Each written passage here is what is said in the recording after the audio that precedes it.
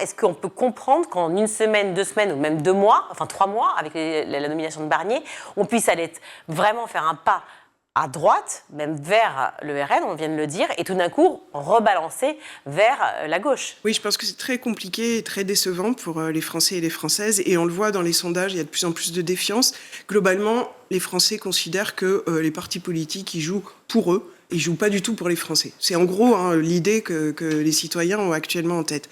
Ils ont été très déçus aussi, vous en avez parlé, de la prise en compte des résultats des élections législatives. Ceux qui ont voté NFP, ils s'attendaient à avoir un Premier ministre de gauche, ils l'ont pas eu. Ceux qui ont voté RN ont pâti du Front républicain. Ce qui représente combien de pourcentage de la population de votants sur l'échiquier politique? Le NFP, RN plus NFP, c'est énorme. Ah ben c'est énorme.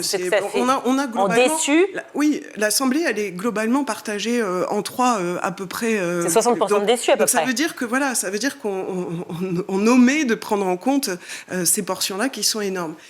Mais en même temps, les Français, ils sont un peu paradoxaux. Ils ont des envies un peu contradictoires. Ils voulaient absolument la censure, beaucoup, en tout cas une majorité. Mais ils en ont marre du chaos et ils ont l'impression qu'on ne construit pas pour leur intérêt, c'est-à-dire faire marcher la France comme il faut. Donc c'est un petit peu contradictoire parce que d'un côté, la censure, on sait que ça crée le chaos.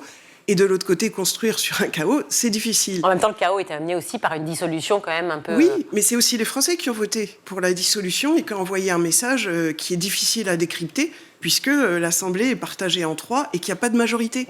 Et donc, il va falloir aussi voir comment on peut répondre à ces demandes contradictoires. Et pour le moment, les partis politiques, c'est vrai, à l'Assemblée, répondent peu à ces besoins-là. Ils répondent plus à comment je fais moi pour m'en sortir à la prochaine élection. C'est ça qui est un petit peu dommage. On va voir si là, ça change un peu.